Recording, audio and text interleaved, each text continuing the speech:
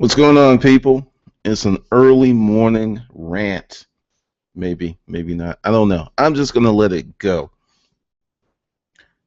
Yesterday was the first day in a few weeks that I actually felt productive. That all of this stuff on these sheets, I've got all this stuff, right? That it's getting done. You know, it's starting to get done. Because a few weeks ago there was some interesting things that happened with all kinds of fuckery. Stuff was just getting messed up. I was just like, what the hell is going on? But what I did in the midst of the fuckery is I sat down, I created my goals. There were some days only got one thing freaking done. There was days I got everything. Like yesterday, everything went the way that it was supposed to. I got the goals done. I got the workout done. Everything was just like click, click, click. It was clicking hard. And I started to think. I woke up this morning about 4:30, and I was, going through emails, answering stuff. And I saw this one thing about me putting out too many products, and it's confusing. Let's just keep it real. My shit's expensive. If this stuff was a buck or two, folks would be lined up around the corner to buy it. What I've learned in this business is it's not how much stuff costs. Whether it's the person who buys it will be affected, will be impacted, or will be infected for that person. It goes back to the person. Because here's the secret.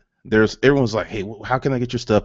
If you go to my channel and start watching videos from 2009, it's 2014, you start watching videos from 2009, which will require an investment of your time, a big investment of your time, because there's literally 500 hours of content on this channel. You will figure out and you will be taught how to be successful.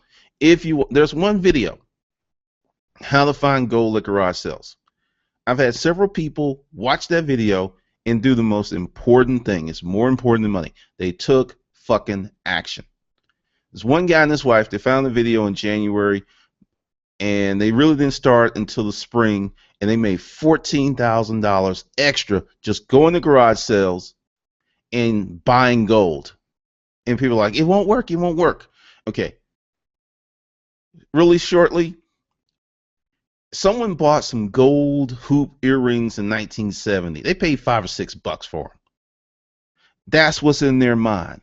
Everyone is not the hustler that you are. That is why, you could go to a garage sale, or you can go to any of these places like Goodwill or whatever, buy some stuff for $1 and flip it for 50, flip it for 100, flip it for $200, because everyone is not a hustler. So these people bought these bamboo gold earrings or necklace, 5, 10, 15, $20 in the 70s and 80s, and they sell it to you for $20. In their mind, they're like, shh, I won. It was a win. I fucking won. And you're looking at it from your mind, which is why I'm about to really jump into this. I have a goal. Once again, all of this stuff, these sheets, there'll probably be 27 courses, ebooks, audiobooks, and stuff before the end of the year, or by December. That's what I'm really shooting for. And people are like, oh my God, that's too much stuff. It's too much. Okay, how did I get started? There are many people who criticize and critique me who've done no research whatsoever. I used to actually own a business in the real world, not the digital world like this one, but in the real world. And I owned a business where we got hundreds to thousands of items per week. What does that mean? I know how to sell a lot of shit. One of my friends, Danny, stack it deep, sell it cheap was one of his mantras.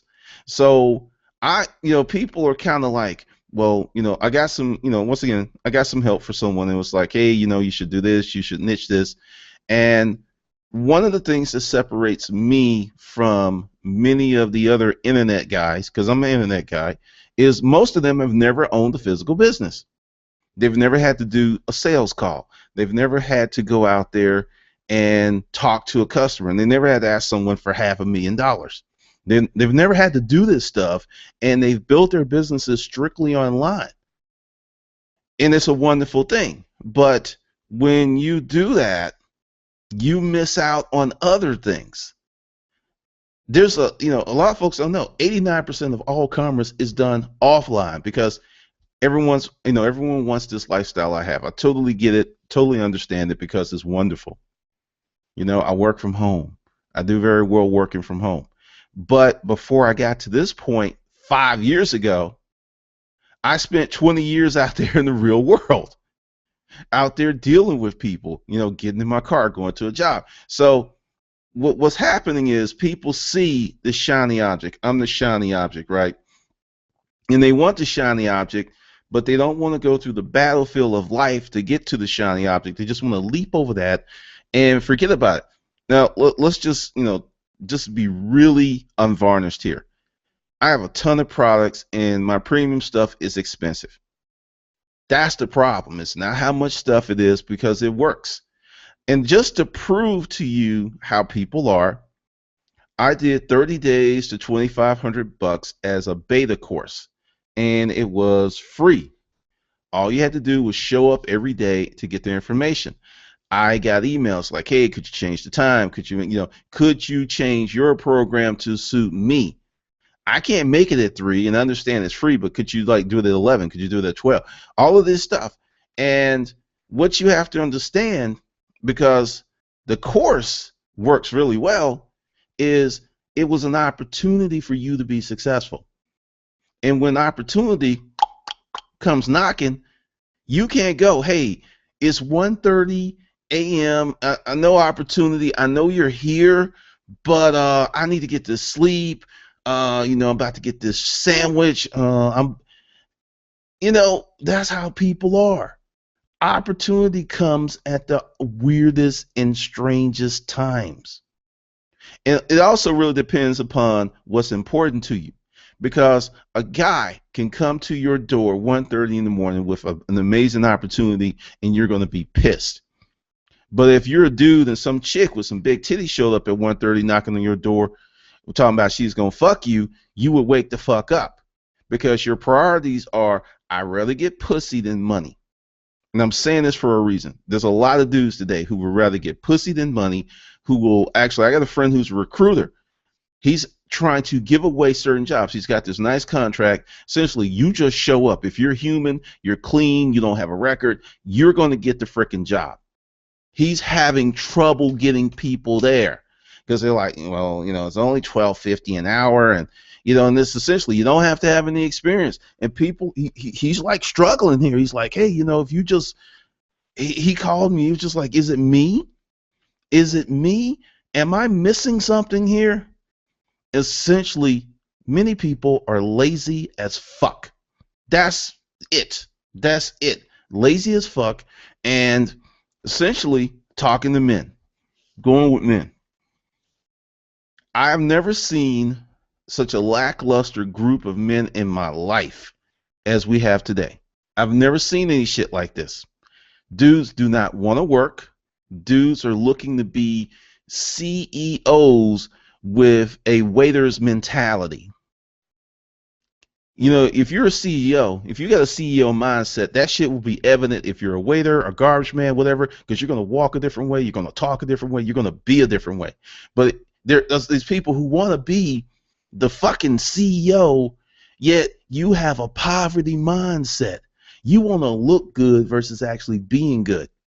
And going back to the men, because this is something else that's starting to happen. This is going on my 5th year here on YouTube, online doing this.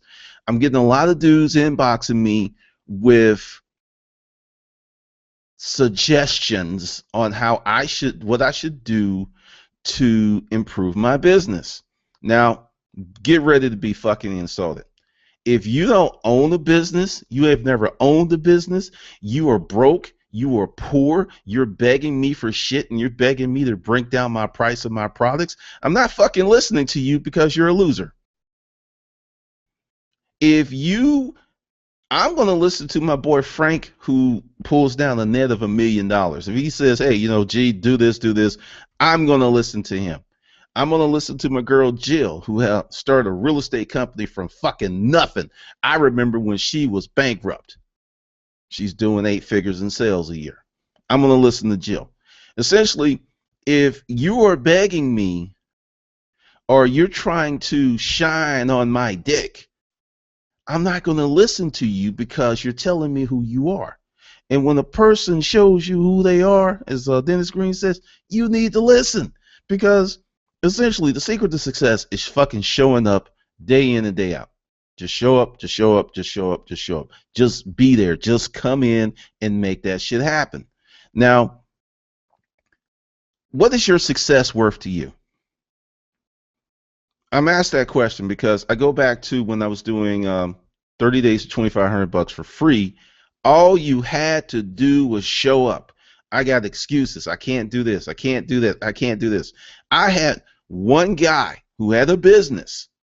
He already had a business, and he improved his revenues from $30,000 a month to $65,000 a month. He came on as a consulting client. Actually, I have a few people that did that, but the main guy kicked ass on a free course. Now, why did this person who had a business, well, actually these people who had businesses, recognize the value in my course, and many people who have jobs, who are broke, who can't pay their bills, who only put $5 to $10 gas in their vehicle because that's all the fuck they can afford, have a problem. Simply put, your success is not that important to you. It's not that important. It's not worth you not watching Scandal or some bullshit like that. Your success is not worth you getting up 2, 3, 4 hours early before you have to go to that soul draining job to work on your business before you go to, as one of my friends says, Mr. Charlie's business. Your success is not worth that to you, because action is the greatest truth there is. If what you say is that important, you would be doing what you need to do. You would get your ass up at 3 o'clock in the morning, work on your business for 2, 3, 4 hours, then go work your 8, 10, 12 hours at Mr. Charlie's job or Mr. Jordan's job or Miss Jill's job, whoever's fucking's job, because it's important to you. It's important to what's important to you is touched, measured, talked about, shown about.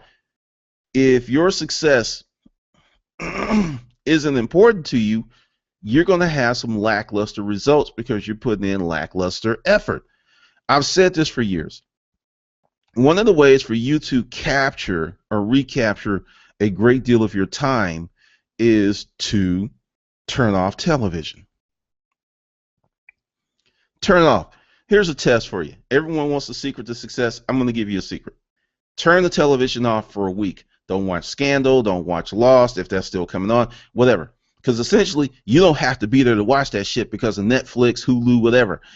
Most of that shit's on demand, so you can watch 3, 4, 5. Actually, I prefer to binge watch television when I do. Like House of Cards, I just watched season 2 the other weekend. The whole freaking season. Because I love that shit. So it was planned time off versus me showing up on their time, because I live a life of intent and design. So I'm used to doing shit my way, which goes back to why these products are coming out. Because like I said, I was knocked off my horse, knocked on my ass when that shit happened. And for a moment I was dead in the fucking water. But did I weep? Did I cry? No, it's like, okay, we got to come up with a better mechanism here. We got to come up with a better platform. We've got to do something because this shit's not going to work. So, and also the profanity.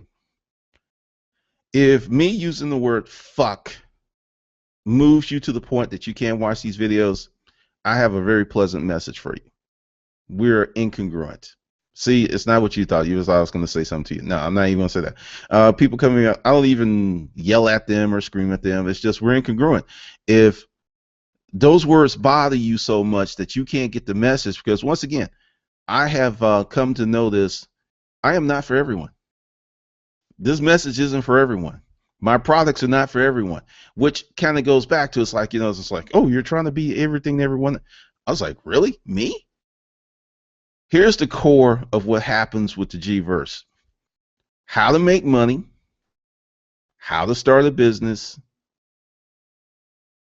your mindset. That is what I've been talking about in some shape, fashion, or form since 2009. The core message has never changed. But this is the problem. People are addicted to eBay and Amazon. I totally get it. I was there myself. I know the love. I know the love is 6 p.m. on the Sunday, and that item that you bought for $1 is at $80, and then in the last 30 seconds it goes up to $450. That's a freaking high. That's an addiction. Because that's seriously, when I got out of the storage auction business, it took me literally 3, almost 4 years to calm the fuck down. Because it's a high going out and getting something super cheap and reselling it and repeating that process. It's a high. It gets in your blood, and it's very hard to get out. So I totally understand why people are addicted or just really, really stuck on that stuff. But this is the thing. eBay, Amazon, other third-party platforms. Every time I turn around, I'm a member of several freaking groups. I see nothing but complaints, and the complaints for Amazon are starting to go up. I'm starting to see stuff. And once again, I love Amazon. I'm probably going to buy some shit off Amazon today. I totally love Amazon.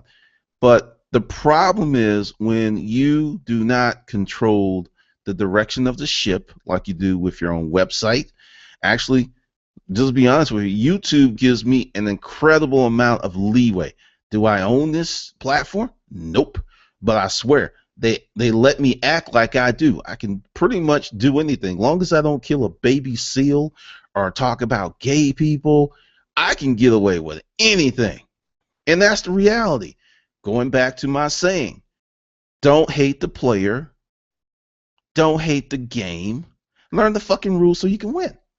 Because essentially, when you get to that point and you understand how things really work, not how you want them to work, how they really work, you will become incredibly powerful. You'll be able to do things that you couldn't do before. You will be in a situation of enhancement of your life, because I just let some things go.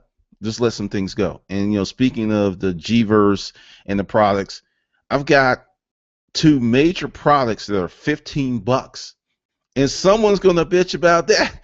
Oh, it's too much. Oh, it streams. Oh, there's so much debt. Oh, it's too much. Oh, it's too much. You're requiring more from me than I require from myself. No, I can't do it. I can't do it. But I'm still waiting on that big titty bitch to come at 1:30 a.m. I'll be awake for that. I mean, it's sad. It is really, really sad, because we live in an age of unbridled opportunity right now. A friend of mine who's actually in Hustle University, she put up something about black people in crime. And she was going on, and everyone's like, hey, society, racism makes people commit crime. And I'm just sitting there shaking my head. I grew up in abject poverty. When I was in the boarding house, I could have went another direction. I could have went that criminal direction. I was fucking that desperate, and I was at the brink of doing something really, really fucking stupid. Really, really fucking stupid. And I said, okay, what is your future worth this? And I pulled back and I did something else. Going back to what I was talking about with don't hate the player, don't hate the game, learn the rules so you can win. I studied the game and I learned the rules. And when you know the rules, you can exploit them.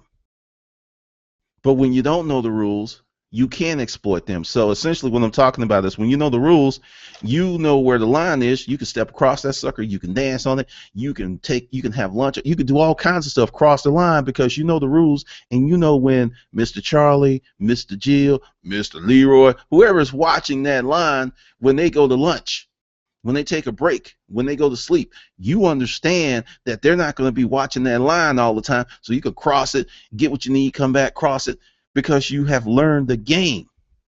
This is one of the things that will just startles me, because every day I wake up, I feel like I'm in the infancy of this stuff. I feel that I am functionally ignorant. Not ignorant, ignorant. Functionally ignorant is I know a lot, but there's so much more I need to learn. And that keeps me hungry, and that keeps me excited, which goes back to the avalanche of information that I'm putting out that's coming your way. If your success isn't that important to you, to the point that you're going to stop doing something so you can gain something, that's on you. That's your preoccupation. Because this is what happens to many people. People want to live the dream and chase the dream at the same time. You want to have the house, the car while you're chasing the dream, versus you might need to drive a hoopty for 4 or 5 years. There's a lot of talk about my vehicle. I have a BMW X5, a 4.8. And, before that, I had a 1994 BMW 525. I drove the wheels off that thing. Because, see, this is a hint. If you want to look successful, here's a little trick for you. Go out and get yourself a late model luxury car. I mean, you can go back to the freaking 90s. Do these two things. Put some seat covers over those cracked ass leather seats. Actually, only one seat that had cracked leather. Get a paint job at Mako for $400 or $500 and put some late model rims on it. You will look like a freaking $1,000,000 for maybe 5 G's. You would look sophisticated. When you go to places, the valet is going to go, oh, this is so nice. This is so nice. And it's a fucking old ass car. You know what it is? Because you made it crispy and clean. You made it look presentable. It was all about the presentation. Yet you have people with brand new cars they won't fucking wash. Strange. But that's one way that you can look really successful and you'll be accepted. People will come up. I mean, people used to come up to me and just like, that's really nice. I like your kung fu. And I forever and ever. I mean, Thor just died one day, and I looked at what it was going to take to restore Thor, and I didn't want to do it. So Thor had to go to the BMW graveyard. That's what it is. And I replaced Thor, because when I had both of them, it was white Thor and black Thor, because I'm being racist and shit. And, after white Thor died, then, black Thor inherited everything. So yes, a black person can inherit a lot of shit from a white person. Yes, it can happen in the G-verse. And I am being facetious for a reason, because there are, going back to my friend who had this post with crime, people were beating her up. They was like, well, no, people were making excuses. I've said this 1,000,000 times. Are there people who are of color who are oppressed and put up in misfortunate legal circumstances? Yes. That is not 90% of the black people who are in this circumstance, because every time you listen to the news, it's like so-and-so has a record. So, I mean, it's like you are hanging with criminals, and then when you get caught up in some criminal shit, you mad? That's not racist. That's called a poor decision. It's called a poor-ass decision. And I see it. When you see something on television, go and look up everything. Look at like this Marissa Alexander thing in Florida where they're saying it's the same as Trayvon Martin. No, it's not. She actually left the scene, went to the garage, got a gun, came back and fired it. She left imminent danger and became imminent danger. And I am amazed at the number of people who have not lifted up the dress and looked under that situation and saw it for what it is. It's not the same. It's totally a 180-degree turn from what Zimmerman did to Martin. But people want to get on that, going back to what Stephen A. said with Mark Cuban. People want to go with systematic racism, but the thing is, it exists. It exists, but this is my problem with black people. When I was growing up, the things, having a business, getting all the education you can, was some shit that could have got, from my mother, from my grandmother, from my great-grandfather, and before them. There was a period of time doing those type of things was dangerous. It was dangerous. It's like, oh, you're too successful? Well, we're going to fucking kill you. That is over. There is no, we're going to kill you for being successful anymore. There's not. People are like, oh, yes, there. No, it's not. I fucking run a publishing company. I started in the basement. I sell books, ebooks, audiobooks, and courses. And I sell them around the world. So essentially, if you want to be successful, you can. If you're going to predicate your failure to thrive on the shit that happened before you were born, you're a fucking idiot. Well, the reason that I can't be successful is because, the racism that happened in the 50s is affecting me today. Yes, I was born in 1972, but don't really quote me on that.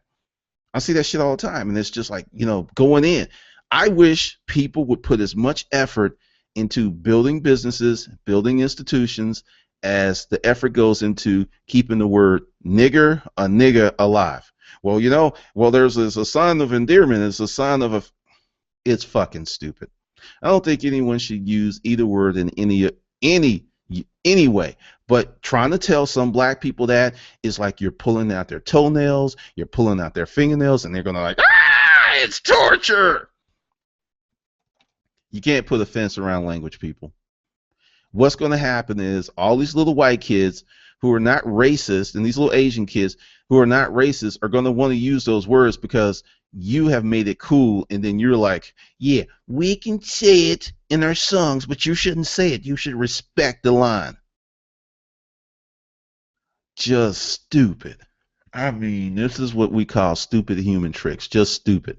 And then get mad when something you made cool is put out there, and then you want to pull it back in. I predicted this. I did a video on my other channel about this, about the little rapper, and she was talking about herself when she used it. And people just went, oh, God, she's so wrong. No, she's not racist. She's trying to be fucking cool because you idiots have made insults cool. I get to the point, I've got Sirius in my vehicle, and I'm flipping channels because it's like urban radio, hip hop, 87% of the lyrical content is that. 80, if not more. It's ridiculous. And this is from a guy who uses fuck quite a bit. I am an artist, and I don't believe in censorship, but I do believe in common sense.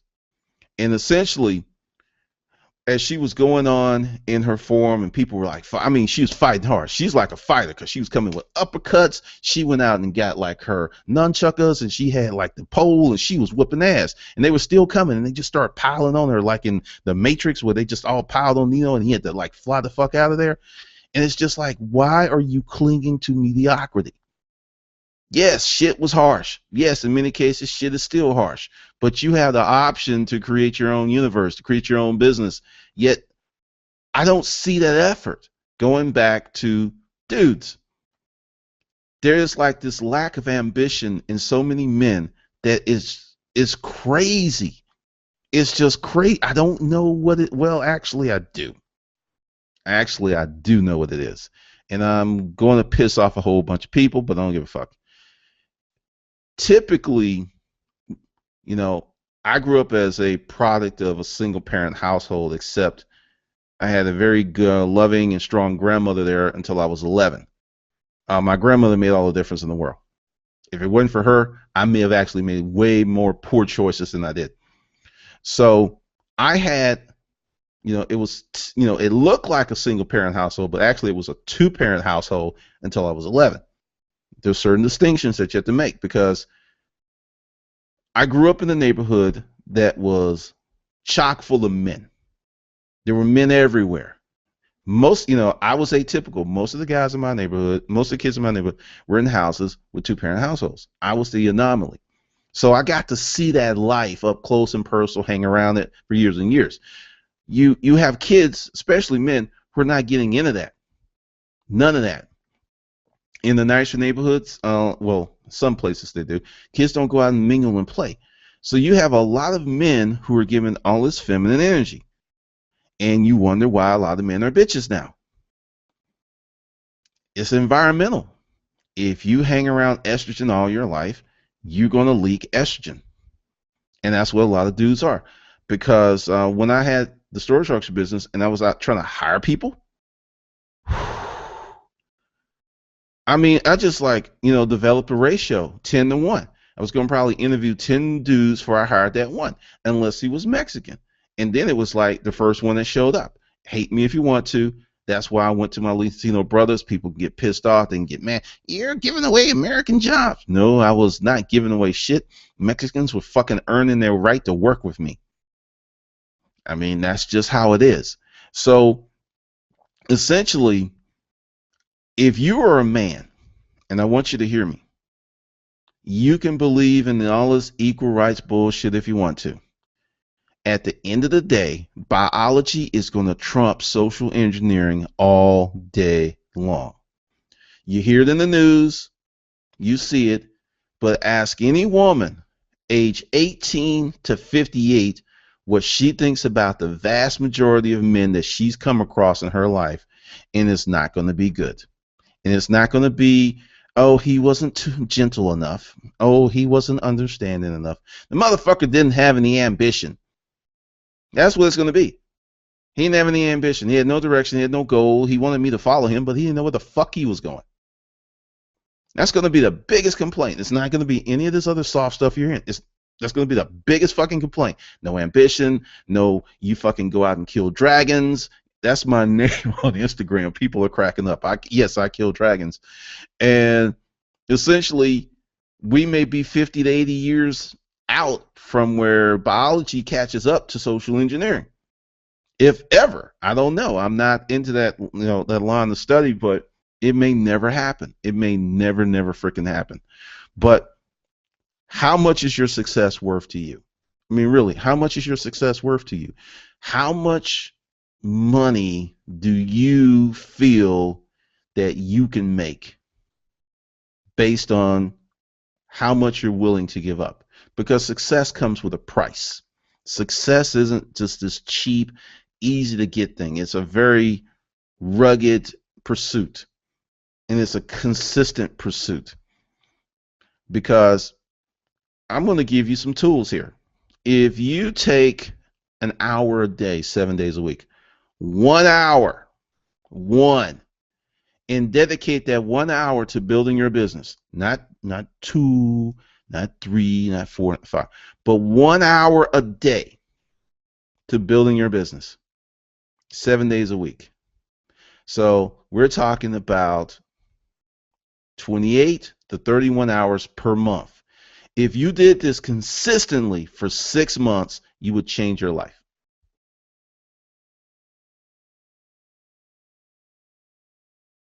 I'm waiting for the people to dispute that, because see, this is the thing. Success is not a marathon. I mean, success is a marathon. It's not a sprint. And this is what people want to do. They're just, yeah, I'm there. Okay, what's next? Yeah, we're here. What's next? What's next? What's next? What's next? What's next? What's better? What's great? And it cracks me up, because if you did that an hour a day, every day, consistently working on your business, it's like, okay, I need to get customers. Well, first I need my service, then I need my product, then I need my customers, then I need to go sell it, then I need to collect money. If you took an hour a day and worked on your business every day, you change your life. So that's to debunk the whole thing that's you got to quit your job. Like, well, Glendon, I don't have the time that you have, Glendon. I mean, you living that lifestyle of design and fucking intent. Motherfucker, I got to go to work. I got the man. Mr. Charlie got his foot on my fucking neck. I go home and the wife bitching. 1 hour. You have not decided that your success is that important to you. That's pretty much it. It's not that important, because action is the greatest truth there is. Action. What you do is way more important than what you say, because you can go blah, blah, blah, blah, blah, blah, blah, blah, blah, blah, blah all day long. But if you can have one significant action point every day of your life, you can do more in a few years than most people do in all their lives. Because most people aren't active in their life. They're reactionary. Most people are not planners. And, going back to the comment about my products and too many choices, I do believe that to be true because of Barry Schwartz's paradox of choice. Barry Schwartz, paradox of choice. Google it. It's here on YouTube. It's a great TED Talk. However, once again, going back to what I said earlier in this hangout, I had a business where I sold a lot of shit. I have the skill sets to sell a lot of shit because I understand how you operate. Yes, you, fucking you, and fucking you. Because, see, you over here, you're a cheap motherfucker. You over here, you're a name brand whore. You over here, you're a value buyer. You over here, if it makes sense, you're in. Okay, so there's these different aspects. Everyone doesn't buy the same. So you can have one product, but only one person is going to buy because it fits their buying philosophy. Yes, you have a buying philosophy. You have a way that you buy shit. Some of you have defined it. Most of it is organic, and you don't even know how you fucking operate because you're going, that's too expensive. What you're really saying is, I don't see the fucking value in that because I have a litmus test here. Okay, well, we're going to take 30 days to $2,500, which is $99 right now. $99, lifetime access, and as you go through the course, you'll make that back and more easily if you do the work. Let me say that again, if you do the work. The second cost to that is going to be your time. The third cost to that is going to be a level of consistency. The fourth cost to that is going to be action.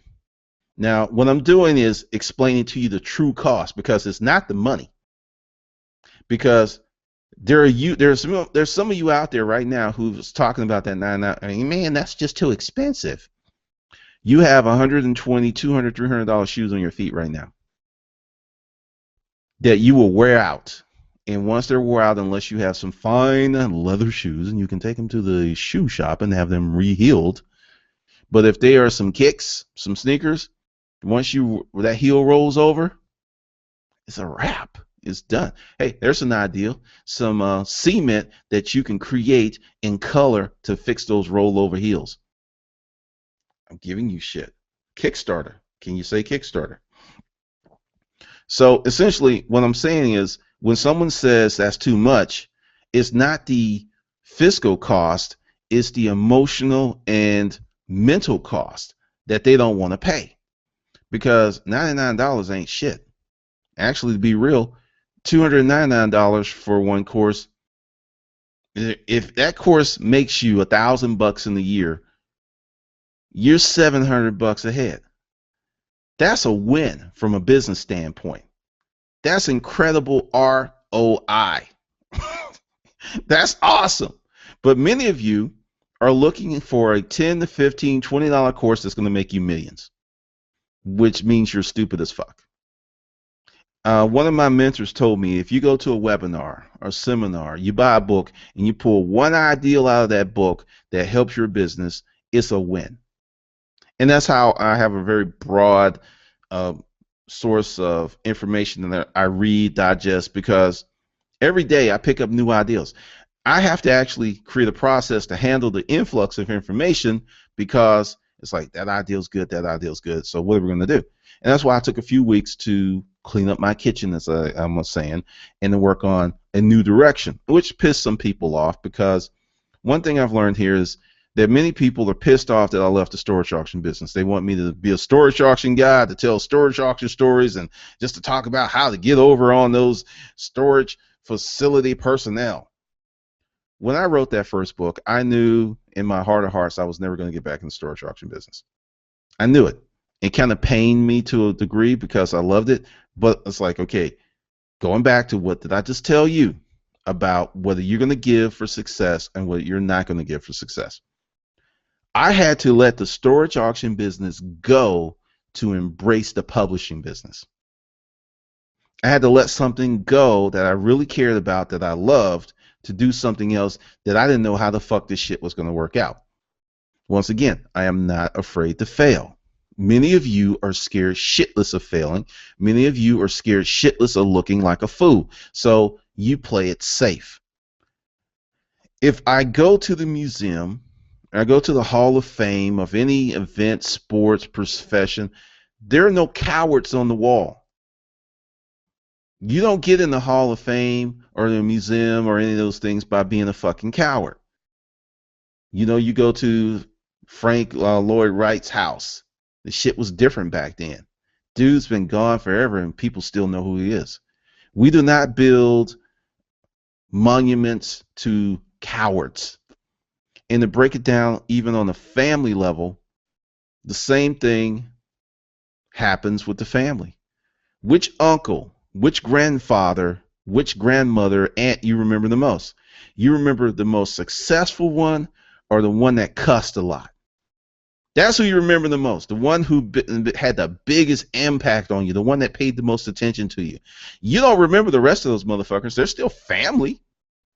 But it's like, oh, Uncle Joe. Yeah, he used to like let me sip on his. You remember that motherfucker because in your eyes, he's a hero because he did shit that no one else would do. That's who you remember. That's who you edify. That's who you will tell your grandchildren about. Oh, my dad, yeah, he's all right. But Uncle Joe was a motherfucker. Let me tell you about Uncle Joe. We do not build monuments. We do not memorialize the memories of cowards. We don't do it. So you got a choice here. How much is your success worth for you? How much are you willing to pay for your success? Today is very simple. Stop watching television, live on less money than you make, and work your ass off, and you can have an incredible life. Whether you're black, purple, blue, Boo Boo the cat, Jimmy the snake, whatever, you can do it. But stop making these excuses that you cannot be successful with your life because of all these other factors. We all get 24 hours. No one gets 26. No one gets 30. We all get 24. The difference between the people that we deem successful is they do different things with their 24 hours than you do. That's pretty much it. So if you are still here, if you're still in the G-verse and you like this, just go ahead and subscribe, hit that list, hit those little blocks to the side to edify and enhance your life. And understand, for you to be successful, there's going to be a price. And the question is, are you willing to pay that price? All right, this is Glendon. I'll see you on the good side.